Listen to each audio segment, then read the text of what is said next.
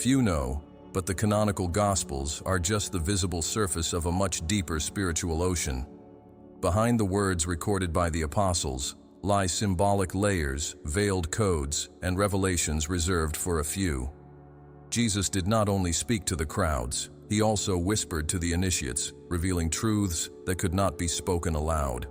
The parables were not just moral teachings, but gateways to invisible realities.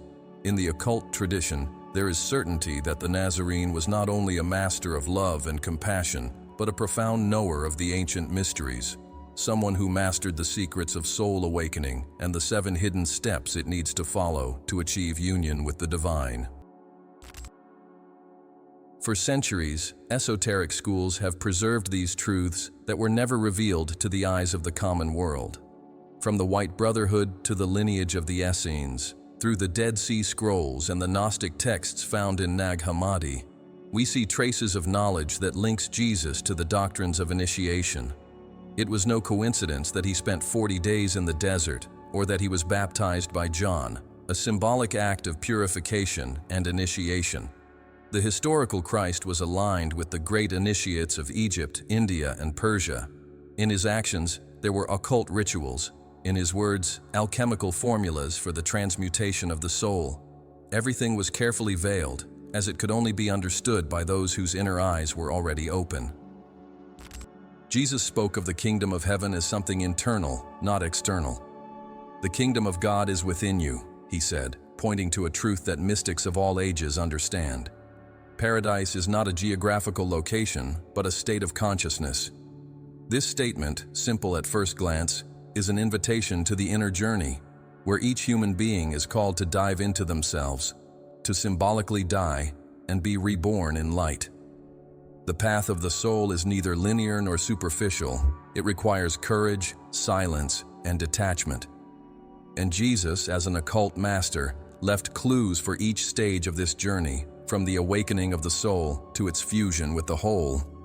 The 7 steps he revealed to his closest disciples were never written on official scrolls, but echo in the lines of the scriptures and in the secret practices of the initiated.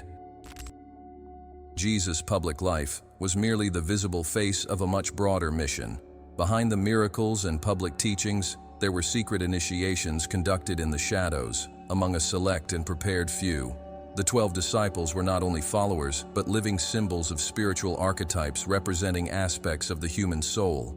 Peter, for example, symbolizes faith, John, pure love, Thomas, the sacred doubt that leads to discernment. Each one represented a stage of the psyche being purified and enlightened. Jesus prepared each disciple according to the spiritual maturity of their soul, revealing secrets at different levels of depth. Only those who had already died to the ego could receive the true bread of the Spirit. In the apocryphal Gospels, especially in Thomas's, we see a clearer portrait of the occult master. There, Jesus says, "If you know yourselves, then you will be known, and you will know that you are sons of the living Father." This phrase encapsulates the entire essence of the spiritual journey, self-knowledge as the key to accessing inner divinity. The truth is not outside, but within.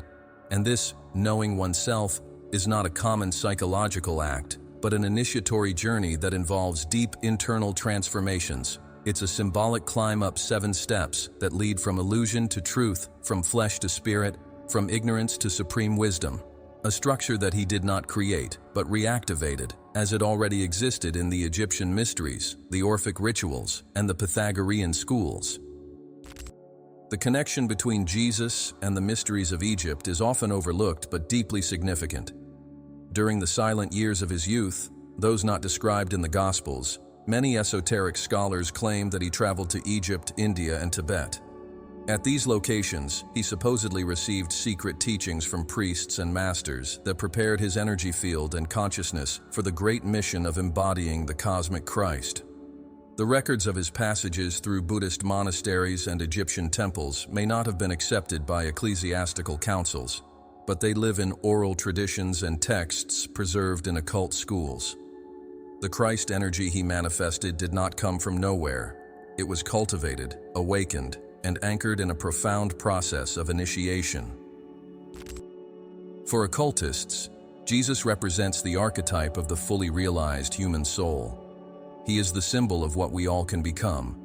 And it is precisely for this reason that he revealed a path of 7 steps, a map that serves for all times, cultures, and people. Each step is an inner alchemy, where aspects of the ego are transmuted into spiritual virtues. But this path cannot be rushed or superficially walked.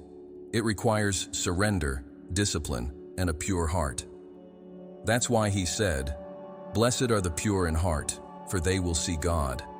Seeing the divine is not an external experience, but the result of an internal process of purification and expansion of consciousness. The symbolic language used by Jesus was not accidental, but intentional. Parables are spiritual tools. They hide profound truths behind simple narratives. The sower, the pearl of great value, the tares and the wheat, all these images are keys for those who know how to decode. In esoteric circles, it is said that each parable has 3 levels of reading: literal, moral, and initiatory. It is at this 3rd level that the map of the 7 steps is revealed. Each story told by Jesus carries a reflection of this path, whether in its structure, the characters, or the outcome. When he speaks of the prodigal son, he is revealing the return of the soul to the Father's house after its journey of fall and rescue. When he heals a blind man, it symbolizes the awakening of spiritual vision. These 7 steps were not gathered into a single sermon, but spread throughout his acts and teachings. They are like pieces of a sacred puzzle, which only fully reveals itself when the soul is ready to see it. There is no imposition, only invitation. Jesus never forced anyone to follow him. He simply said, "Come and follow me." This simplicity hid the depth of the call. He knew that only those who listen with the heart could recognize the voice of the true master. The 7 steps are, therefore, a vibrational sequence, a Jacob's ladder that connects the physical world to the divine, a progressive ascension of the soul towards its original state of pure light. In this video, we are finally going to put these pieces together. We will reveal, step by step, the 7 stages of the soul according to the occult tradition illuminated by the teachings of Jesus. You will see how each phase of this journey is mirrored in the words and actions of Christ. You will also see how this path connects with other sacred traditions, such as Hermeticism, alchemy, esoteric Buddhism, and the wisdom of the Vedas. But more than that, you will realize that this path is yours as well, that the same light that dwelled in Jesus can be kindled in you, and that the 7 steps are not just a spiritual map, they are a direct invitation to awakening. The call has been made. It does not come with thunder nor spectacular visions. It whispers in the silence, in the longing for something more, in the certainty that there is a higher purpose for life. If you've made it this far, maybe you're already on the first step without even knowing it. Perhaps your soul has already begun to ascend this invisible staircase. And now, more than ever, it is time to remember. Time to retrace the sacred steps, rediscover the inner Christ, and follow the path that has been revealed to us, not by dogmas, but by the hidden light that never goes out. Jesus did not come just to save. He came to teach how to elevate ourselves. And it starts now. The beginning of the true spiritual journey does not occur with fireworks or a drastic change in external life. The first step of the soul is silent, almost imperceptible, but deeply transformative. It's when the human being begins to perceive that something is missing, even amidst an apparently complete life. This feeling of emptiness, this discomfort with the world as it is not a mistake. It's the calling. The first whisper of the Spirit breaks the illusion of matter as an absolute reality. The world loses its artificial shine, pleasures become insufficient, and a question begins to burn within. Is there something beyond all this? This is the beginning of awakening, when the soul begins to remember itself and what it had forgotten for ages. This awakening does not happen by chance. It is part of a natural cycle of consciousness evolution. After multiple incarnations dedicated to sensory experience, the accumulation of goods, status, and ego-based relationships, there comes a time when the spirit, dormant for so long, begins to stir. It's not a conscious decision. It's a changing vibration. An invisible noise settles within the being, making them feel out of place in the world. Everything that once made sense begins to seem mechanical, repetitive, superficial. The search for meaning becomes inevitable. Old certainties start to crumble. The soul begins its return. And it is at this point that many feel fear, for the familiar ground begins to disappear, and there is nothing concrete on the horizon, just an invisible call inward.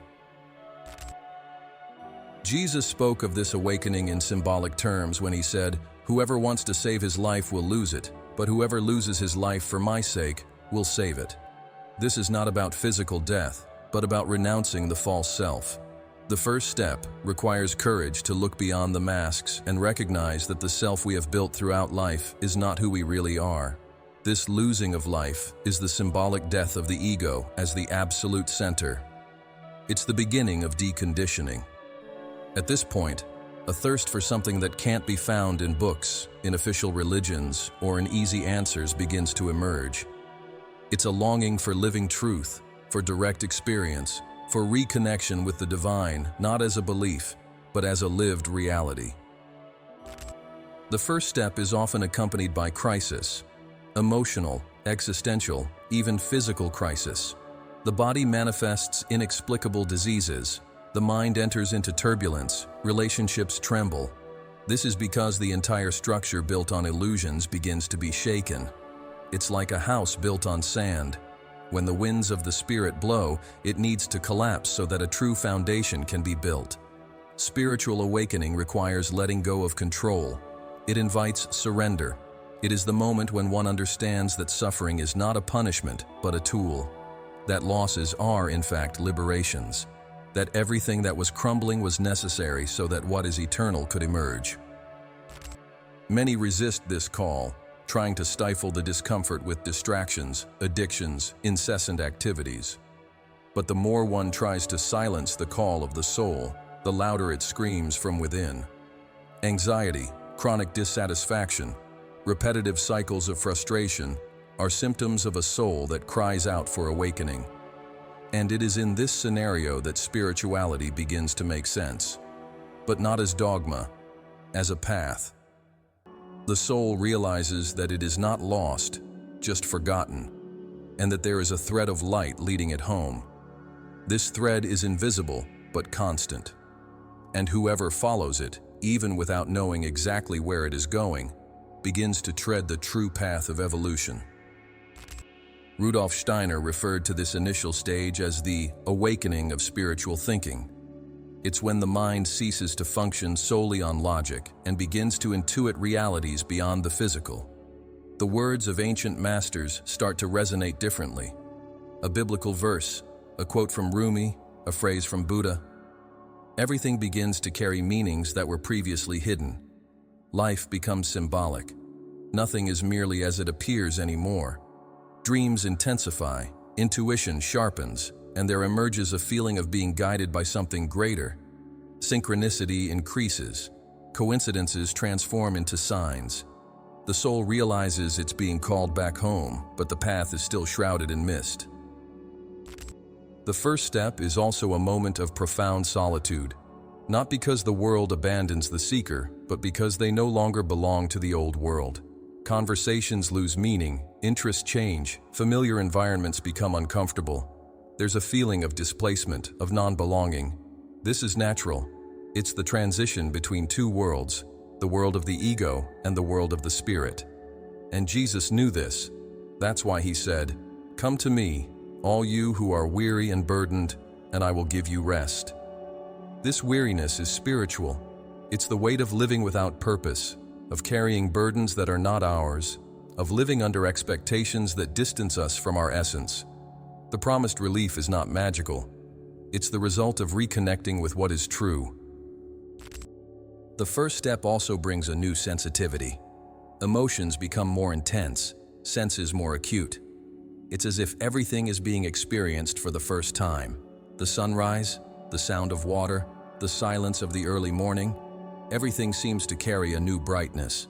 This happens because the soul starts seeing the world with spiritual eyes. Matter ceases to be solid and reveals itself as energy, vibration, divine manifestation. Beauty becomes deeper. Pain, too. Everything intensifies because consciousness is expanding. And with that comes the responsibility to choose. Choose to move forward, even without guarantees. Choose to walk in faith, even without external proof, because something inside already knows that this is the only path worth taking. This awakening is a point of no return. Even if one tries to return to their previous life, something will always seem strange. The world no longer fits. The old pleasures no longer satisfy. The soul has tasted freedom, and nothing less than that will be enough. That's why many go through a period of disorientation. But it is precisely in this void that the new emerges. The silence that frightens is the womb of the spirit. It is where the seed of new consciousness begins to germinate. The soul enters gestation, and like every birth, this one is also painful, but deeply sacred. The old is dying, and the new is forming, still invisible, but real. In the first step, the soul learns to listen, not to external voices, but to the internal whisper. It is when the seeker begins to develop the art of spiritual listening. Meditation, contemplation, silent prayer, all of this begins to take on a new meaning. It's no longer about asking things of God, but about opening oneself to listen. Silence becomes a temple. It is within it that the answers emerge, that peace is revealed, that the path becomes clear. Jesus often withdrew to pray in silence, not because he needed to, but because he knew that there, in the depths of the soul, lies the true altar. It is in this inner silence that the first step is consolidated. The awakening becomes a decision, and the journey begins with strength. The first step is also the beginning of true faith, not a faith based on external promises, but an internal certainty that cannot be explained. Something within you says, "Go on." And even without knowing the destination, the seeker starts to walk. This faith is like a torch in the darkness. It does not illuminate the entire path, but it shows the next step, and that is enough. With each step, the light increases. With each decision to trust, consciousness expands. Jesus did not ask for blind faith.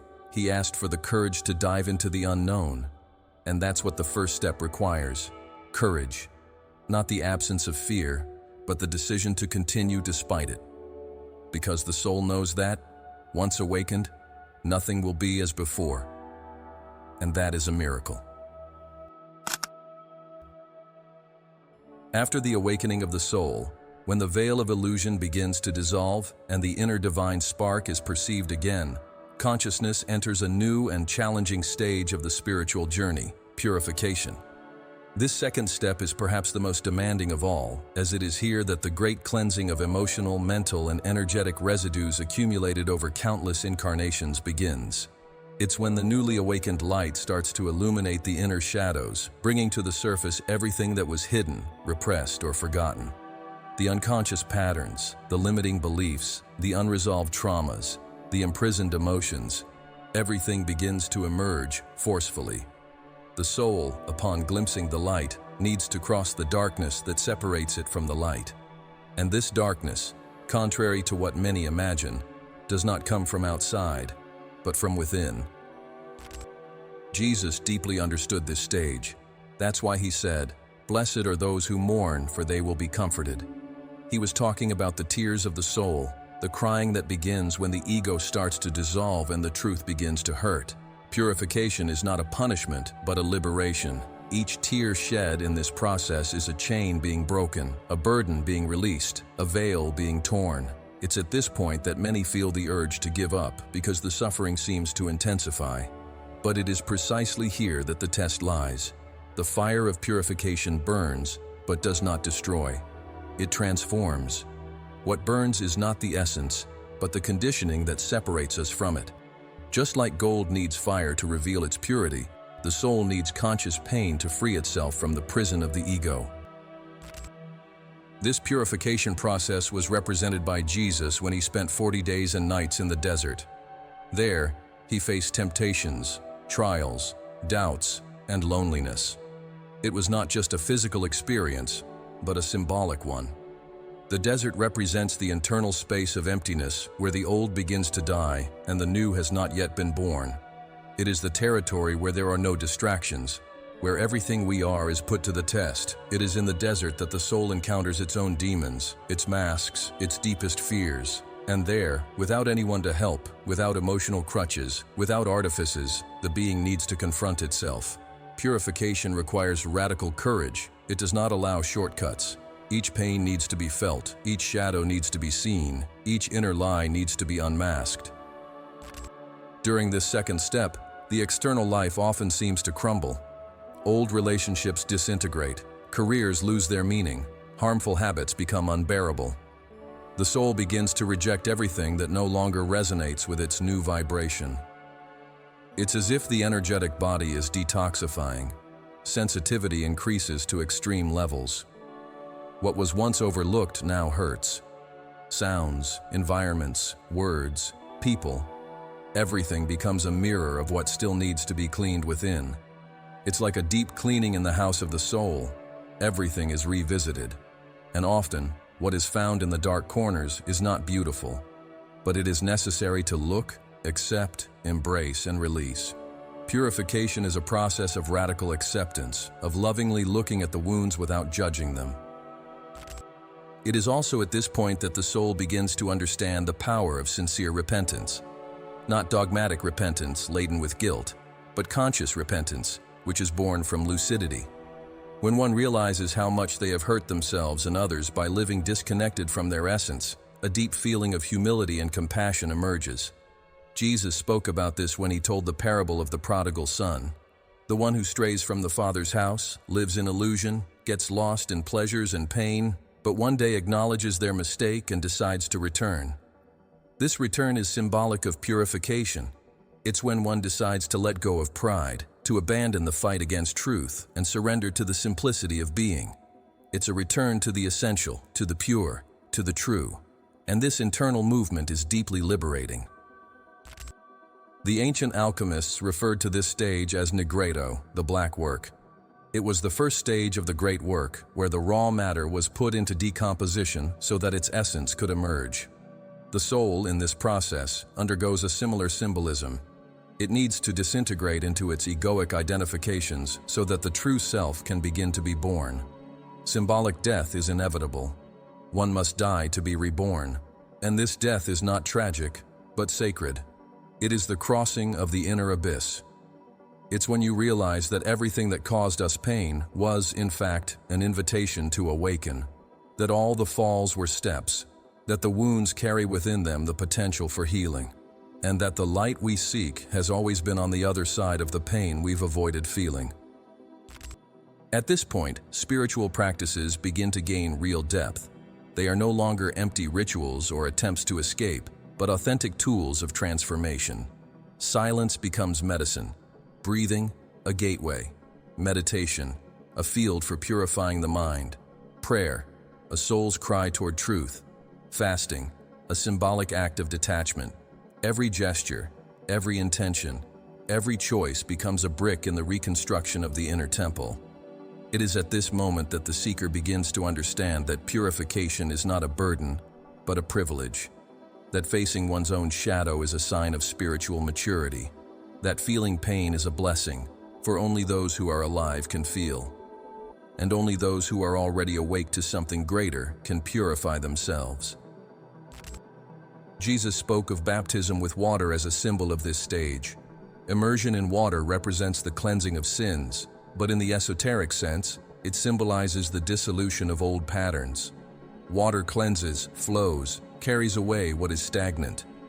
To be baptized is to submit to the flow of divine life, to allow the current of the Spirit to carry away what is no longer needed.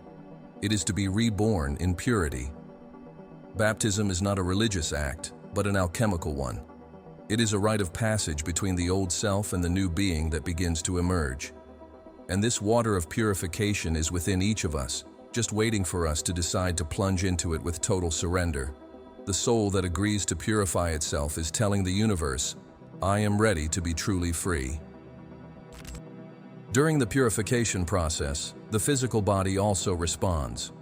Many initiate natural detoxification processes, experiencing changes in eating habits, sleep, and vital energy. It's as if the body is also being reconfigured to receive a new frequency. The purifying soul demands a clean temple, both in the literal and symbolic sense. Therefore, there is a desire to distance oneself from dense environments, toxic relationships, and negative information. It's a complete re-education of the being, an alignment between body, mind, and spirit. It's at this point that many discover the power of nature, simplicity, and profound silence. The soul begins to align with the rhythm of the divine, and this requires coherence at all levels of the being. Purification also teaches compassion. When we perceive the depth of our own pains, we stop judging others' pain. We understand that each human being is fighting their internal battles, that everyone is in process, that error is part of learning, that the other is a mirror. The purified soul begins to love differently, a love without demand, without control, without attachment, a love that accepts, that welcomes, that liberates. Jesus demonstrated this love in every gesture, in every look, in every word. He saw beyond appearances. He didn't judge, he healed. He didn't condemn, he guided. His purity was so great that it dissolved the impurity around him. And it is this purity that begins to emerge in those who go through this stage with courage and truth. At the end of the purification, a lightness emerges that cannot be described. It's as if tons have been lifted from the soul. What was once pain is now wisdom. What was once shadow is now integrated light. The being is reborn in a new vibration. It is no longer who it was, but it is not yet completely who it will be. It is in transition, in divine gestation. The second step is completed with humility and reverence, for it is known that the true transformation is just beginning. But now, with a clean soul, an open heart, and a clearer mind, the seeker is ready to take the third step, the one where the light begins to shine more intensely. But for this to happen, the darkness had to be traversed. Purification is the journey that precedes the miracle. When the soul traverses the dense waters of purification and emerges renewed, something extraordinary begins to happen in its inner perception. What was once only vague intuition becomes vivid clarity. What was only blind faith transforms into direct experience. The soul's third step is initial enlightenment.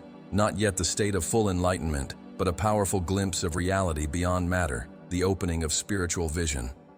At this stage, human consciousness begins to break the illusion bubble and touch, even if briefly, the light of the spirit. And this light is not just a metaphor, it is real, vibrant, penetrating. A living energy that bursts into the field of consciousness and forever alters the way the being sees itself, others, and the universe around it. The initial illumination is like the dawn after a long, dark night. The light doesn't burst forth all at once, but emerges gently, faintly, growing. And even without yet revealing the entire horizon, it already dispels the shadows. The soul begins to realize that it was never separated from the source, just distracted. The veil that covered spiritual reality begins to tear, and subtle perception is activated. Many people report at this stage feelings of spontaneous ecstasy, a deep inexplicable peace, a love without object, visions during sleep, lucid dreams, encounters with spiritual guides, or flashes of wisdom that simply arise without apparent origin. These are unequivocal signs that consciousness is crossing the threshold between the human and the divine, opening the internal windows that remained locked for centuries. Jesus was directly referring to this stage when he said, "If your eyes are good, your whole body will be full of light." He was not only talking about physical eyes, but the eyes of the soul. The initial enlightenment is the moment when these spiritual eyes open for the first time, not to see angels or external phenomena, but to contemplate the truth. The soul begins to see the essence behind the form. Each person, each event, each experience starts to be perceived as part of a great sacred web. Everything gains meaning. Existence ceases to be random. Each moment is a lesson, each encounter a mirror. The soul begins to remember that it is here for a greater purpose. And this purpose is the return to its divine origin through conscious transformation of itself. At this stage, many begin to develop natural spiritual gifts that were previously dormant. Intuition intensifies, energy sensitivity increases. The ability to perceive others' feelings becomes more acute. Some start to have symbolic visions during meditation, or even to sense subtle spiritual presences. Others experience the expansion of consciousness to the point of realizing that they are not just a body, but a constantly moving vibrational field. This perception, however, should not be confused with the pinnacle of the journey. It is the gateway. The initial enlightenment is the beginning of the true conscious spiritual life, and with it comes the responsibility to nurture the newly ignited light so that it does not extinguish in the face of the ego illusions that still reside in the deepest layers. Mystics from all traditions speak of this moment with reverence. Saint John of the Cross called it the awakening of love. Teresa d'Avila described this stage as the entrance into the first dwellings of the inner castle. In Tibetan Buddhism, it is known as the glimpse of the Dharmakaya, the direct perception of luminous emptiness. In Hermeticism, it represents the beginning of the union between fire and water, the alchemical marriage. Although the languages are different, they all point to the same reality, a turning point where the being ceases to identify with the external world and begins to live from the spiritual center. It is no longer a search for beliefs or philosophies, but a concrete experience of being. Truth ceases to be a concept and becomes a living presence. The initial illumination also reveals, with cutting clarity, the illusion of the ego. What was once seen as me, the thoughts, desires, fears, social roles, begins to be perceived as transient, like passing clouds in the sky of consciousness. The soul begins to disidentify from its pains, stories, and achievements, understanding that all of these are temporary expressions, not the essence. This disidentification can bring both relief and confusion. Relief because it liberates, confusion because it dismantles internal structures that seemed solid. But this is the necessary process for the light to grow. The soul begins to establish itself on a new foundation, no longer made of forms, but of presence, no longer of doing, but of being. And this being is the very divine spark in an awakened state.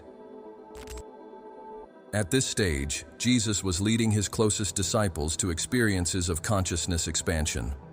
The Mount of Transfiguration is a clear symbolic representation of this. There he revealed his true nature of light before Peter, James, and John. Their faces shone, their garments became radiant, and they heard the voice from above. This narrative is not just a historical fact, it is a living metaphor of what happens in the soul that achieves initial enlightenment. The Christic presence begins to emerge from within. The being illuminates, not by effort, but by openness. The light is not conquered, it is allowed, and once allowed, it transforms everything around it. Life becomes sacred. The everyday turns into a temple. Silence becomes word. This moment is also the beginning of true inner listening. The soul begins to hear, not with the physical ears, but with the heart. Intuition becomes a compass. The answers that were once sought externally now arise from within. The spirit begins to guide subtly, an impulse, a sensation, an insight. The soul learns to trust this internal voice, which does not shout, but whispers authoritatively. It is at this stage that one understands that God is not out there, but vibrates in everything.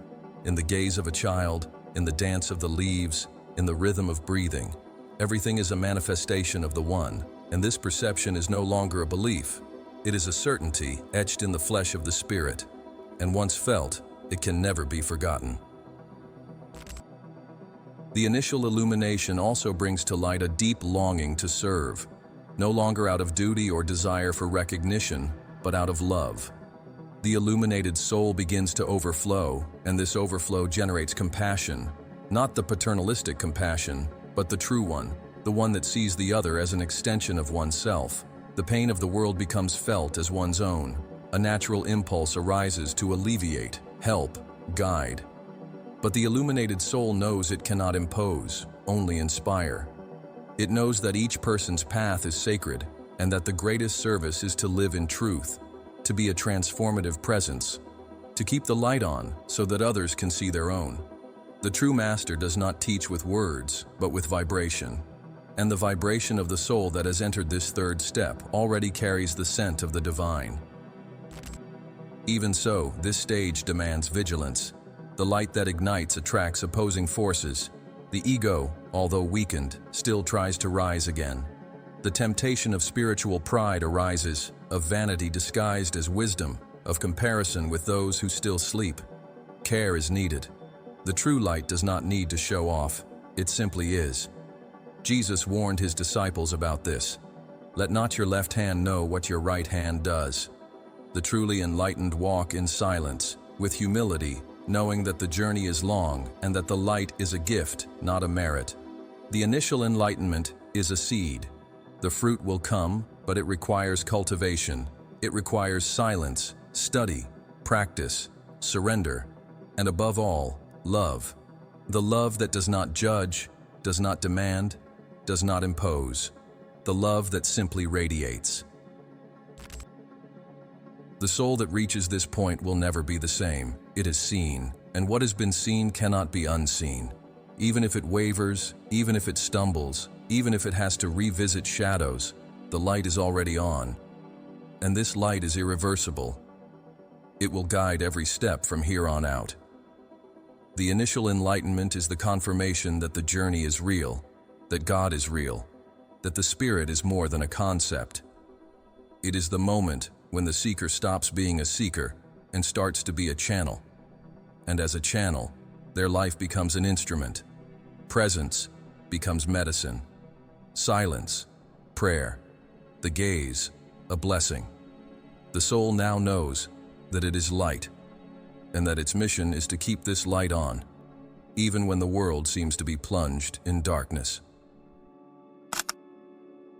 The soul that has experienced initial enlightenment and begun to savor the sweetness of spiritual truth often believes that, from that point on, everything will be light, ecstasy, and permanent peace. However, this belief soon dissolves when it is inevitably led to the fourth step of the journey, the feared and sacred dark night of the soul. This is the moment when the light seems to disappear and the soul finds itself plunged into absolute emptiness. This is not ordinary darkness, but a radical absence of meaning, a profound disconnection that is neither punishment nor regression, but rather the highest form of purification and spiritual maturation. It is here that the final veils of the ego are torn. It is here that even the sacred images and spiritual structures are abandoned, and the soul is invited to fully plunge into the unknown of God. Jesus experienced his own dark night in the Garden of Gethsemane before being crucified. There he withdrew from his disciples and, in agony, cried out, "Father, if it is possible, let this cup pass from me." This cry reveals the despair of the soul which, after having known the light, now finds itself alone in the face of the vastness of divine silence. Gethsemane is a universal symbol of this inner journey, where not even the comfort of faith seems to be present. God is silent.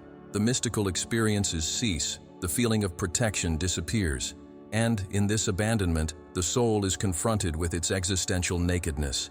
Everything it believed to be spirituality empties. All previous certainty unravels. The soul's ground cracks. The light that once guided now seems to have extinguished, and it is in this apparent abandonment that the true rebirth begins to be gestated.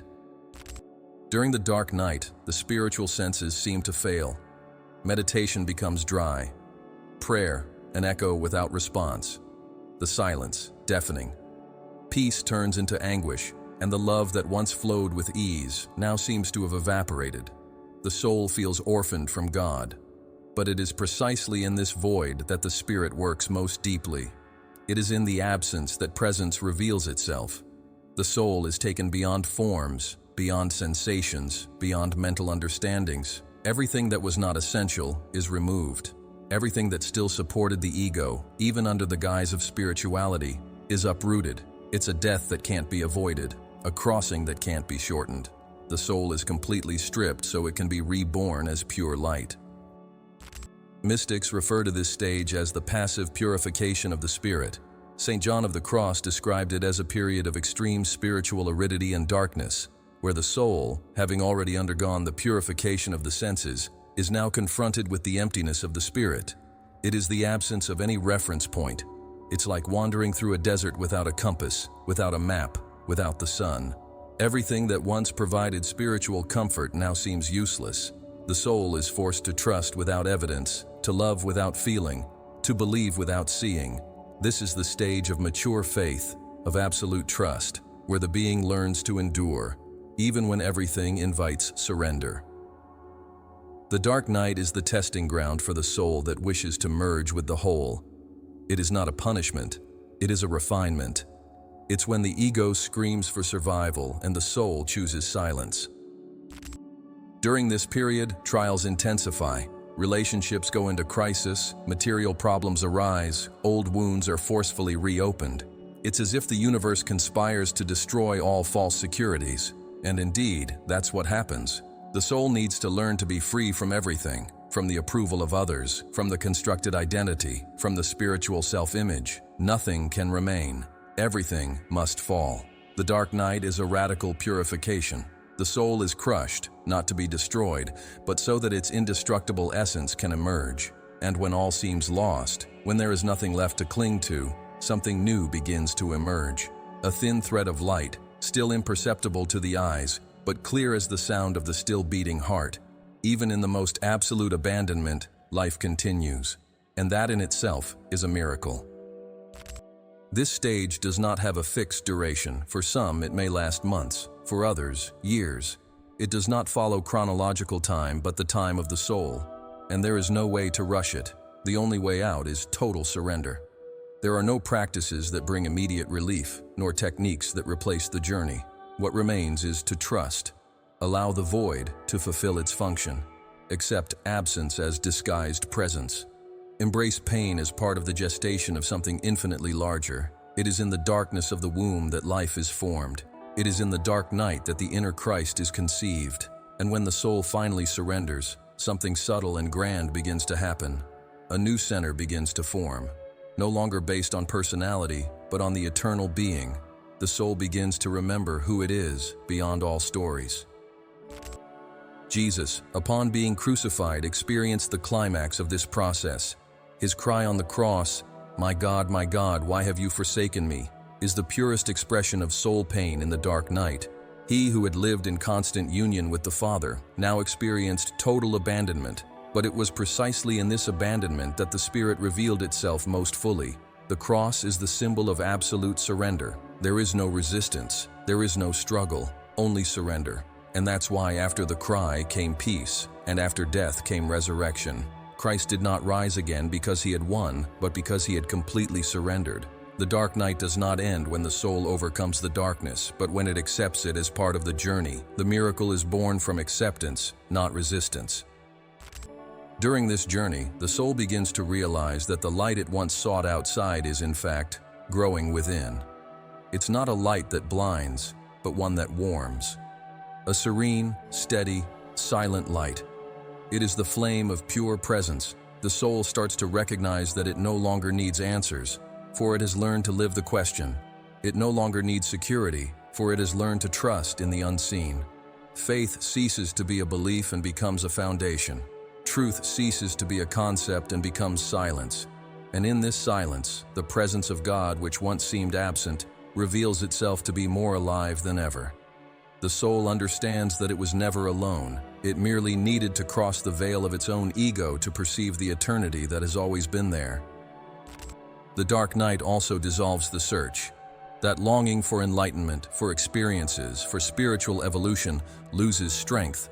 Not because the soul settles, but because it understands that there is nowhere to arrive. Everything is already here. The path does not lead to a place, but to a state of being. Enlightenment is not an endpoint, but a clear perception of the now. The soul matures. Desire transforms into contemplation. Effort converts into presence. The external search ends, and the being turns inward with humility.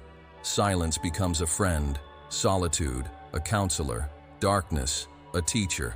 And it is in this seemingly inhospitable environment that the purest light begins to shine. Not as a spectacle, but as essence. Upon emerging from the dark night, the soul carries a peace that does not depend on circumstances, a love that does not require reciprocity, a faith that does not demand signs. It becomes a rock, not because it hardened, but because it has rooted itself in truth. And this truth is simple. Everything passes except the being. Everything changes except love. Everything dissolves except the light that dwells at the center of all things. The soul understands that true spirituality is not an escape from the world, but total presence. It is not a denial of pain, but the transfiguration of pain. It is not an ascent away from earth, but a deep embodiment of light in the here and now. The dark night is not a pause on the path. It is the path itself, revealing itself in its purest form. Upon completing this fourth step, the soul is prepared for a new stage. A stage where the light will no longer be intermittent, but constant. Where presence will no longer be sought after, but lived. Where love will no longer be an emotion, but a state of being. The dark night is the portal of resurrection. It is the moment when the old dies so that the new can be born. And this new is the true self, free, full, luminous. The crossing has been made. The night has passed, and a new day begins to dawn. But this light now does not come from outside. It arises from the very heart of the soul, which, having lost everything, has finally found itself. After the brutal and sacred crossing of the dark night, where the soul found itself stripped of all its beliefs, references, and spiritual comforts, a grand turning point finally emerges: full enlightenment. This fifth step is the birth of the true self, the unshakable emergence of divine presence at the center of individual consciousness. It's no longer about sporadic glimpses of truth or ecstatic moments interspersed with doubts and shadows. Now, the soul not only touches the light, it becomes the light itself. It is the living and continuous realization of unity with the whole. The seeker ceases to be a seeker because they have found what they were looking for, not as something external, but as the silent and unchanging center that has always inhabited their own being. There is no more separation. God and soul become one. In this state, the common perception of reality dissolves. The world does not disappear, but is seen with new eyes. No longer as a space of struggle, conflict, and survival, but as a living expression of the divine in all its forms. Each object, each person, each event carries the presence of the One. The veil has been lifted. The observer is no longer separate from the observed. Everything vibrates at the same frequency of the origin. The soul lives in a state of continuous presence, where the past and future lose their power, and only the now exists in its fullness. Time is no longer linear. It becomes sacred. Space is no longer distance. It is manifested consciousness. The soul, now enlightened, perceives the world as the spirit's dance, where nothing is out of place and everything has a purpose, even what was once judged as a mistake or pain. Jesus lived this stage in a full and constant manner. He didn't perform miracles because he had special powers, but because he was so united with the Father that his word was the divine will manifesting itself. "I and the Father are one," he said, not as a metaphor, but as an experienced reality. Each of his gestures, each silence, each word came from the illuminated center of being. He didn't react to the world. He created reality through pure presence.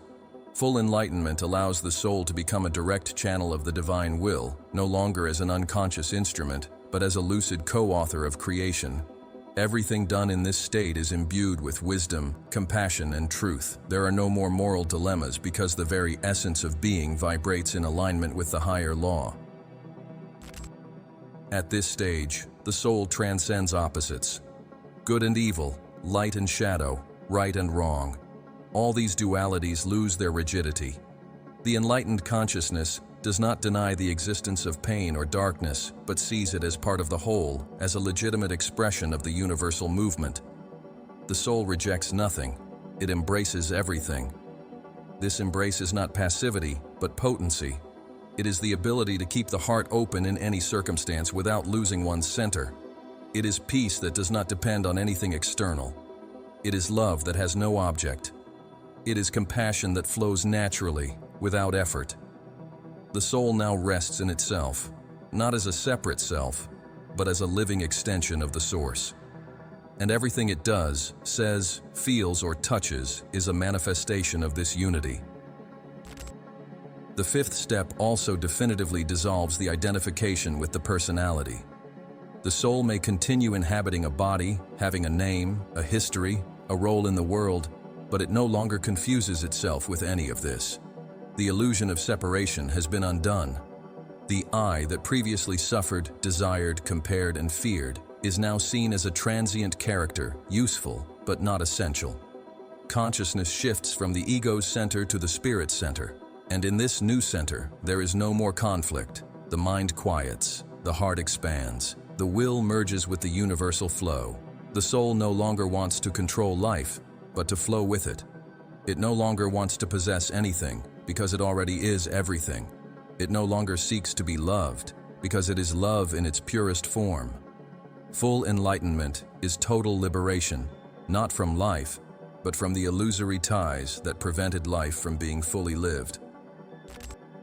The accounts of great enlightened masters from all traditions converge at this point. Ramana Maharshi described the self as pure consciousness, without form or limit. Buddha, upon reaching nirvana, ceased to perceive existence as suffering, as he had transcended desire and ignorance. Lao Tse spoke of Tao as the silent force that permeates all things and can only be experienced when the ego is abandoned. They all arrived at the same place, by different paths, the full realization of the self as one with the all. And Jesus, in his life, death, and resurrection, radically embodied this truth. His enlightenment was not just an inner experience, but a total experience that permeated body, mind, and spirit. He was the light of the world, not as a symbol, but as a living presence. The soul, at this stage, no longer lives for itself. Its motion is now one of pure giving. There is no longer concern for its own fate, for it knows itself to be eternal. The only motivation that remains is service. Not sacrificial service, but spontaneous service, which springs from inner abundance. The enlightened soul serves because it overflows, and its service is silent, often invisible, but deeply transformative. Its mere presence already heals. Its gaze, its breath, its vibration affect the environment. Where it is, truth reveals itself, love manifests, light expands. There is no longer an intention to convert, teach, or correct. There is only presence. And this presence is so powerful that everything around it begins to naturally reorganize towards the divine. This state also brings profound freedom. The soul no longer fears death, failure, judgment, or loss. It is beyond these experiences. It lives each moment fully, but without attachment. It loves intensely, but without demand. It creates, works, relates, but without imprisoning itself. It is free because it no longer depends on anything to exist. This freedom is serene, silent, but absolute. Nothing can threaten inner peace. Neither pain, nor joy, nor success, nor rejection have power over the soul that has reached full enlightenment. And this does not make it indifferent, but deeply sensitive. Sensitivity expands because there are no more defenses. Everything can be felt because everything can be welcomed. And in this pure feeling, truth continually reveals itself. Full illumination also reveals the true meaning of divine love, not as a feeling, but as a state of being. Love that does not judge, does not exclude, does not condition. Love that sees everything as an expression of the same source. Love that does not need to be reciprocated because it is complete in itself. This love is not passive. It is a creative force. It acts, transforms, heals, elevates. The illuminated soul loves with every cell, with every breath, with every gesture. Its life is an offering, and this offering does not seek reward, recognition, or result. It is pure love, which gives because it can do nothing else. The illuminated soul is like a candle that lights others without losing its flame. It spreads light simply by existing. At this stage, there are no more teachings to be absorbed, not because learning stops, but because everything becomes a lesson. The soul understands that the master is in everything. Every sound, every color, every glance contains a lesson. And for this reason, humility deepens. True wisdom manifests as simplicity. The greatest masters are the simplest, because they know that truth does not need to be explained. it is lived. Jesus washed the disciples' feet. He walked among the poor, he touched the untouchables. His greatness was in his humility. And this is the mark of full enlightenment: quiet greatness, loving presence, living wisdom. The soul no longer speaks of the light. It is the light. The fifth step is not the end of the journey, but the beginning of a new existence. The soul does not withdraw from the world, but reintegrates into it in a completely new way. It becomes one with the flow of life. It lives in sync with everything. It acts effortlessly.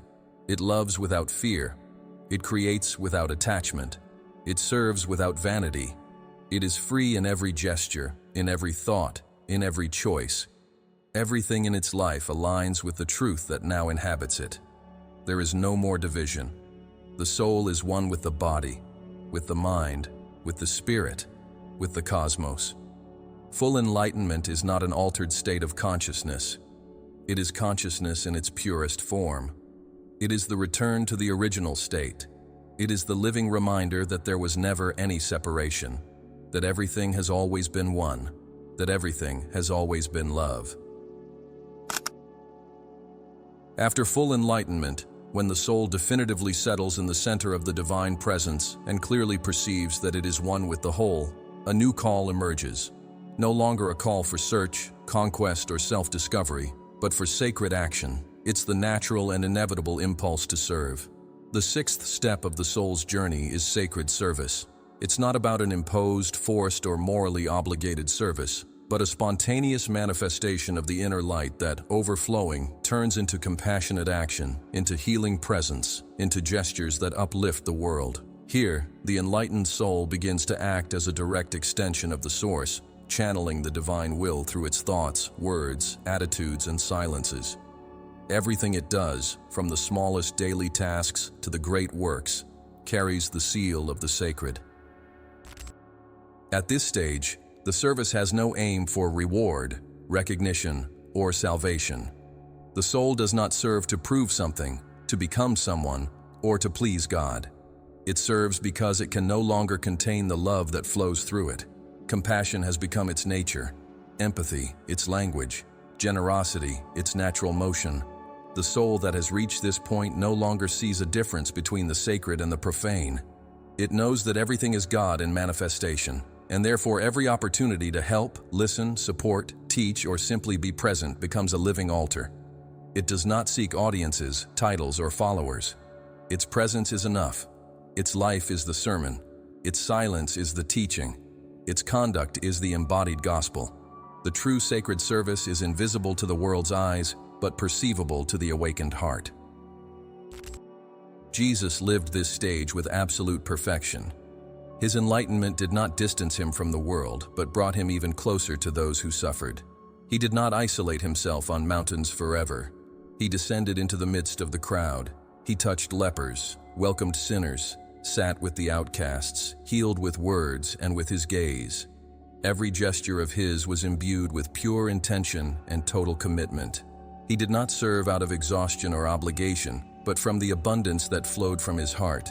His ministry was not a strategy, it was a living expression of who he was. And this is the purest model of sacred service, not a function, but an emanation. The soul no longer lives for itself, for it understands that the other is an extension of the same being. And in this recognition, everything that is done for the other is done to God Himself. In the sixth step, the soul understands that to serve is not to do more, but to do with awareness. It's not about the quantity of actions, but the quality of intention. Sometimes, a simple look full of compassion can heal more than 1,000 words. Attentive silence can transform more than speeches. A gesture of tenderness can save a soul from falling. Sacred service is refined, quiet, discreet. It does not seek the spotlight, and paradoxically, it is precisely for this reason that it transforms so much. The soul becomes an instrument, not of ideologies, dogmas, or fleeting causes, but of divine will itself. This will manifest in mysterious ways, a call to care for the earth, to teach with the heart, to heal with the hands, to listen with the soul, to simply exist as a mirror of the light. At this stage, the soul no longer sees a difference between serving a beggar or a king. Everything is an expression of the same spirit. And even more, the soul realizes that there is no other, there is only the one manifesting in multiple faces. Therefore, judgment disappears, criticism dissolves, compassion takes the place of moralism, love replaces spiritual pride, serving becomes art, dance, celebration. It is not a burden, but a privilege. The soul feels honored to be a channel. It knows that it is not the author of the work, but the bridge through which grace passes. And the more it offers, the more it receives. The more it gives, the more it overflows. The divine paradox reveals itself. It is in giving that we receive. It is in serving that we grow. It is in disappearing that we become light. This service is not limited to external actions. Sometimes the soul's greatest service is to maintain its high vibration amidst chaos. It's about sustaining peace when everything seems to be falling apart. It's about maintaining clarity when the world plunges into confusion. The enlightened soul serves with its energy, with its presence, with its profound silence. Each thought becomes a seed, each feeling a field of influence, each breath a gust of transformation. The sacred service begins within. The soul takes care of itself as one takes care of a temple, not out of vanity, but because it knows that its light depends on its inner purity. And in taking care of itself, it takes care of the whole. By purifying itself, it purifies the field around it. By elevating itself, it elevates everything it touches. The service becomes constant, even when there is no apparent action. The great masters of humanity have always shown us this path. Saint Francis of Assisi, who abandoned luxury to live among the poor, loving each creature as a brother. Mother Teresa of Calcutta, who saw the face of Christ in the sick and dying. Gandhi, who fought with non-violence and prayers, moving nations with the strength of the soul. They all served because there was no longer separation between their being and the greater good. Their lives were not personal projects, but responses to the call of the Spirit, and what moved them was not the desire to change the world, but to be faithful to the truth that dwelled in their hearts. This silent fidelity is the root of true service. There is no need to do great works. It is enough to be whole in everything that one does.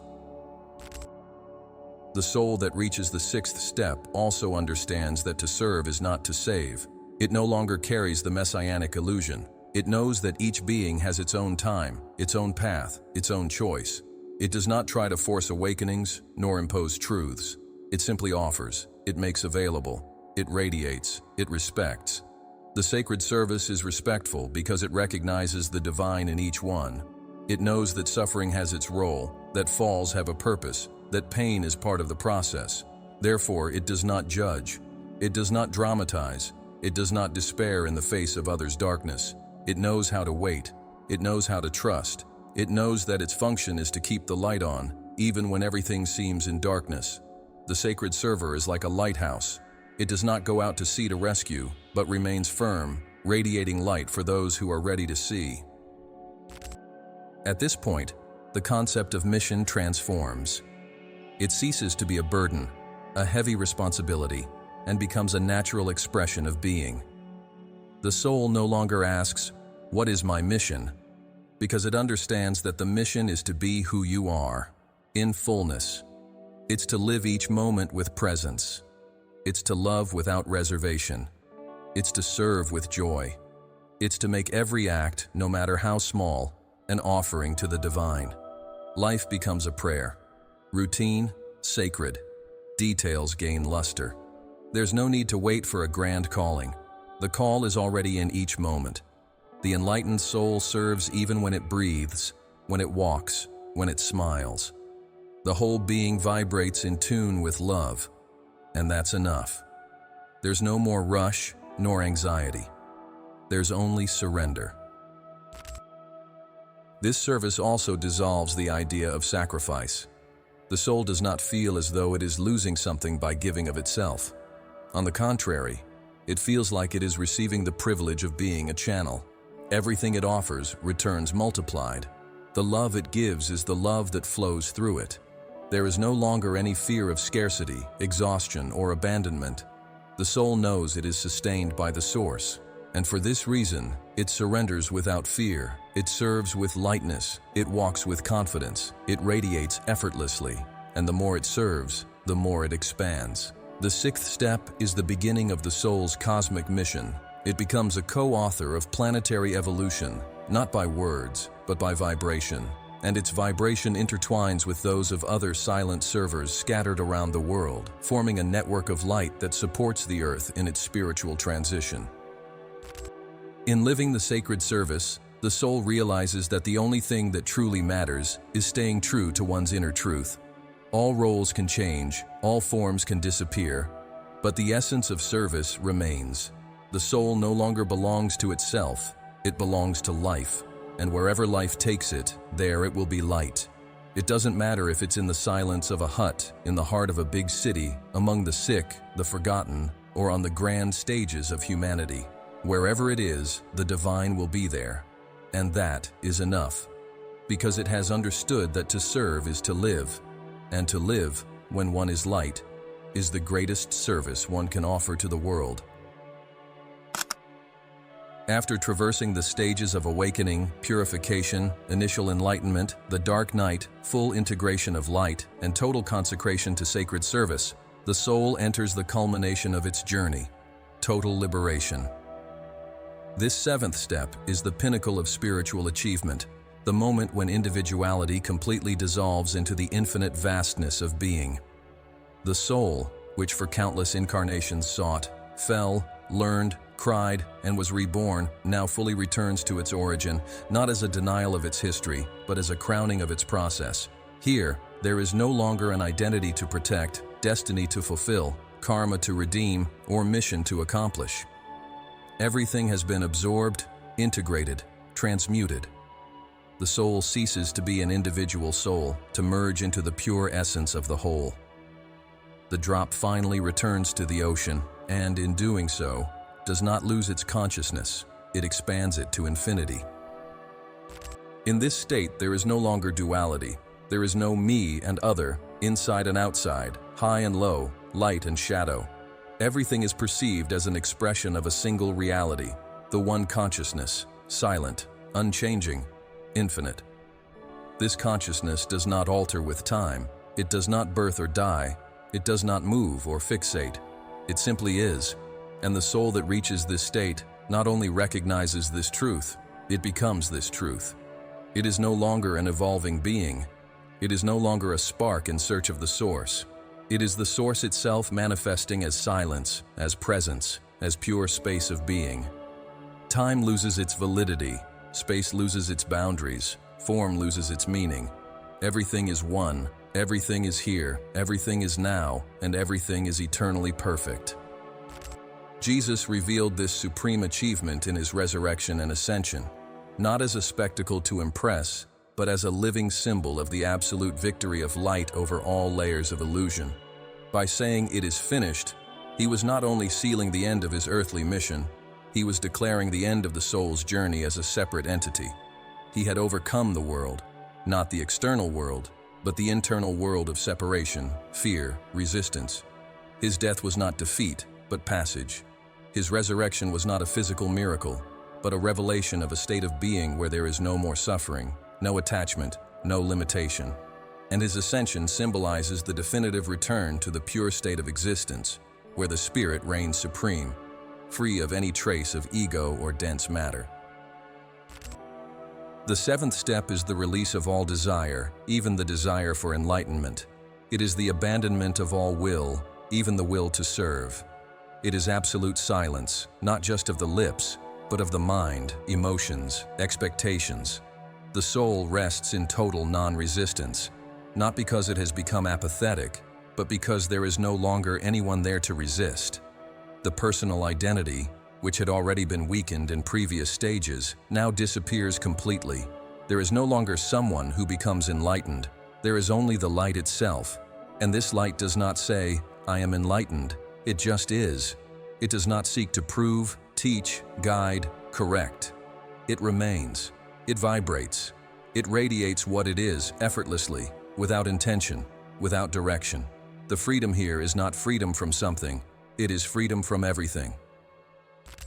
The liberated soul no longer returns to the cycle of the wheel of reincarnations, not because it despises the world, but because it has already completed the task the world proposed to it, to remember itself as the whole itself. This state is described in the East as nirvana, moksha, the final samadhi, where there is no more individuality to be dissolved, because it has already been absorbed into universal consciousness.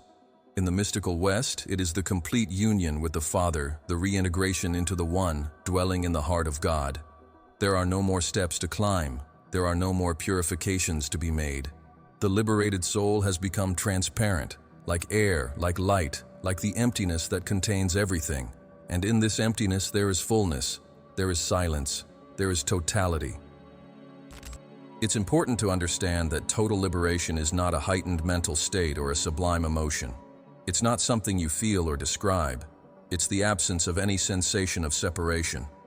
The consciousness that emerges here isn't the kind that can be measured, observed, or transmitted. It's pure, formless presence.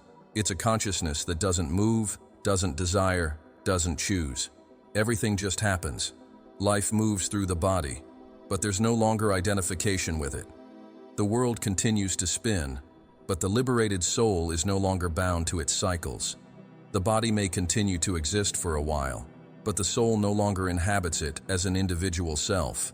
It is the very field where everything happens. And in this field, everything is sacred because there's no longer profane.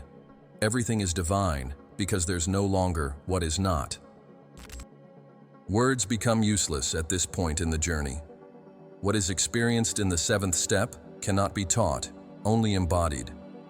That's why liberated beings are so silent, so simple, so ordinary in the eyes of the world. They don't need to say they've arrived. Their very presence says it all. And even that presence often goes unnoticed, because the human ego is still seeking signs, effects, miracles, proofs.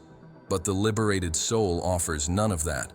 It doesn't come to impress, but to dissolve. It doesn't come to shine, but to become invisible. It's an inner sun that casts no shadow, a flame that doesn't burn, a light that doesn't oppose darkness. It simply is, and that is enough. At this stage, the soul understands that there was never a journey, that the path taken was merely the memory of something that was always present, that all steps were just ways of returning to the place from which it never left. Total liberation reveals that everything was a divine game, Lila, a cosmic dance. And with this, there is no longer regret, nor pride, nor attachment to the process. Everything is forgiven. Everything is loved. Everything is absorbed into the ocean of being. And even the most intense pains, the most serious mistakes, the deepest falls are seen with tenderness, as an essential part of the movement of life towards itself. The soul smiles, no longer with the lips, but with silence itself. A smile that has no end. A rest that knows no fatigue. A love that needs no object. Liberation also dissolves the last illusion, that there was an I to be saved. The soul realizes that there was not a separate character seeking the truth, but rather the truth was experiencing itself through the soul's journey. The seeker was the search itself. The path was the walking itself. God was hidden in every step, and now, in the last one, he reveals himself as everything that is. The liberated soul understands that everything is God, not as a belief, but as evidence. And therefore, there is no longer urgency, haste, or questions. Absolute silence is the answer. Absolute love is the end. And the end is merely the beginning of an existence without form, without time, without history, where everything is new at every moment, and yet eternally full. Total liberation does not mean disappearing from the world, but being completely free from it, even while still inhabiting it. The soul can remain in a body, speaking, walking, working. But all this happens as a natural flow, without effort, without desire, without resistance. Life acts through it like the wind through a tree, unhurried, directionless, purposeless, but in perfect harmony. The liberated being experiences the world without being of the world. It loves everything without clinging to anything. It moves without identifying with the movement. And when the time comes to leave, it departs without fear, without regret, without looking back. Because there is no longer death, there is only transformation, there is only being, there is only God in everything. The soul that reaches the seventh step becomes an active part of the universal consciousness field. It can, if it so wishes, operate on subtle planes, support other souls in process, radiate a silent vibration of peace, heal with its mere remembrance, guide with its pure presence. But none of this is a necessity. It is simply a natural extension of what it is. It no longer needs to do anything, because it already is everything. The soul has become a temple of the ineffable, the dwelling place of the absolute, a pure reflection of the unnameable. And this state is the crown of the human journey, the definitive return to the origin, the end of the cycle of form, the dissolution of the self, the victory of love that includes everything, transforms everything, and liberates everything. We have reached the end of this revealing journey, the conclusion of a spiritual crossing that traversed the 7 steps of the soul as understood, lived, and conveyed by Jesus to those who had ears to hear. But the big question now imposes itself with even greater force: how to apply all this in our time. Amidst modern life, the rush of days, the overload of stimuli, the density of human relations, and the spiritual confusion that dominates religious and philosophical systems, how is it possible to tread these same steps? How can an ordinary soul, incarnated today, in a body that works, suffers, loves, falls ill, ages, and deals with bills and obligations, experience this mystical journey that seems so lofty and distant? This is the beauty of Jesus' legacy. It is not idealized, but practical. He did not leave an unattainable path, but a universal and timeless model for any sincere soul who wishes to return to the source. The first key to applying the 7 steps today is to understand that the journey does not occur outside of everyday life, but through it. Ordinary life is the sacred field where each step manifests. Awakening does not require monasteries, just attention. Purification does not need exile, but sincerity. Initial enlightenment does not depend on gurus, but on inner listening. The dark night of the soul can happen on an ordinary morning, in the midst of a professional crisis or emotional pain. Full enlightenment is not in the Himalayas, but in the silence of those who have learned to listen to the soul among the world's noise. Sacred service is not limited to great works, but can be in the care of children, patience with parents, kindness to a stranger. And total liberation is not the exclusive privilege of canonized mystics. It is the destiny of every consciousness that has decided with courage to die to the ego and live as a spirit. Jesus taught this through his own life. He did not isolate himself in a closed temple, but walked the dusty roads of Galilee, lived among simple people, shared meals, wept at human pain, laughed with his friends, was persecuted, judged, unjustly condemned, and yet radiated the purest light this world has ever seen. His spirituality was not separate from life, it was life in its highest form. Therefore, applying the 7 steps today is not about creating an idealized routine, but finding the sacred in the folds of the ordinary. Each situation we face can be a mirror of the soul inviting us to the next step. Irritation reveals the need for purification. Doubt points to the dark night. Existential fatigue is the call to awakening. The feeling of emptiness can be the harbinger of liberation. Nothing is off the path. Everything is the path. We live in challenging times, yet profoundly conducive to evolution. Never before has humanity been so saturated with information and so thirsty for wisdom. Never have we been so technologically connected and so spiritually disconnected. This tension is precisely the fertile ground for a new generation of seekers, not religious, but awakened. Not blind followers, but masters in the making. People who, amidst the world's chaos, listen to the soul's silent call and begin to climb the invisible ladder that Jesus revealed to us through his own existence. The true spiritual revolution will not come from systems, but from individuals who dare to live the 7 steps in silence, in depth, in truth. Each awakened soul becomes a potential new Christ, not an idol, but a living spark of the love that governs the universe. To live the 7 steps today, one must first stop, breathe, be silent, The soul cannot be heard while the noise of the mind rules. Meditation, contemplation, moments of pause, contact with nature, intuitive writing, deep listening. These are all tools to make room for the spirit. The soul does not shout, it whispers, and its whispers reveal themselves in the space between one thought and another, between one sigh and another. Then, it is necessary to look inward with courage, to see the wounds, the patterns, the attachments. This is purification. Then, allow yourself to feel, to dream, to intuit. This is the initial enlightenment, but do not stop there, because the dark night will come, and it will demand everything. But those who cross it are born, and those who are born begin to serve, and those who serve liberate themselves. This sequence is alive, pulsating, individual. Each soul follows its own rhythm. There is no comparison. There is no right or wrong. There is only truth.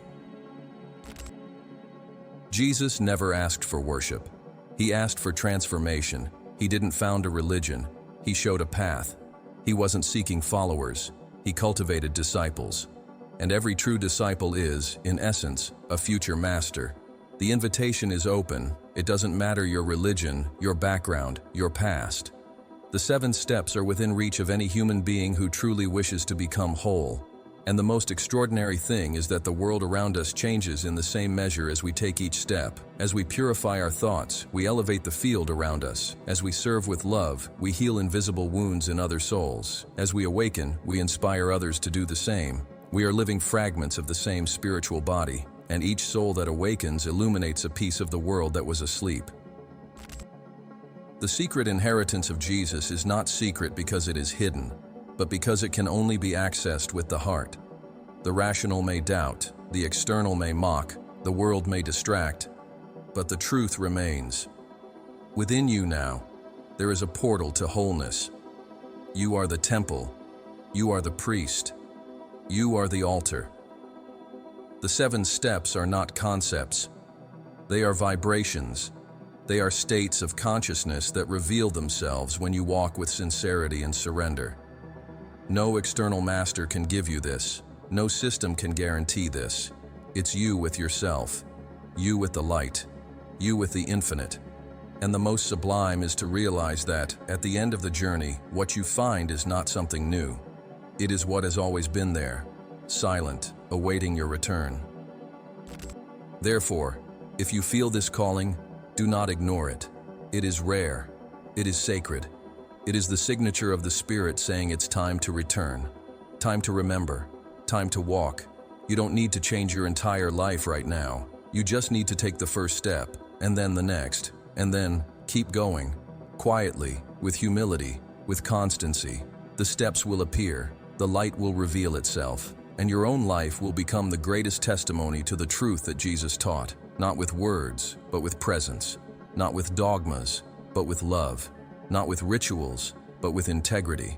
This is his legacy, that every soul may be Christ, that every human being discovers their divine nature, that every step is a return to the One, that every life transforms into light. And if all of this seems too much, remember, you've already started. The fact that you are here, now, receiving these words, is a sign that your soul has heard the call. You are no longer in a deep sleep. You no longer belong to the world of illusion. Something in you wants to see, wants to know, wants to be. Honor that, feed that, protect that, because this flame, even small, can become the sun that will illuminate your eternity. The 7 steps are real. The journey is alive, and Jesus, in his purest form, walks alongside every soul that dares to tread it, not as an external savior, but as an internal fire, as the Christ consciousness that inhabits the innermost part of your being. And that is the inheritance. That is the truth. That is the way. Mind unfettered. It's now up to you. Which of the 7 steps resonated most with your soul today? Share with us in the comments. Your story could be the key someone else needs to awaken as well. We are manifesting this Christ consciousness field together, and your word is part of this field. And if you felt that this was just the beginning, you're right. The map of the soul doesn't end here. Jesus left an even deeper path. Watch the next video on your screen now. The Book of 33 Steps. The Hidden Map. Jesus left for enlightenment. There we reveal the hidden steps that complete this sacred journey of enlightenment. We'll meet there, awakened soul. We are mind unfettered, and together, we are light in motion.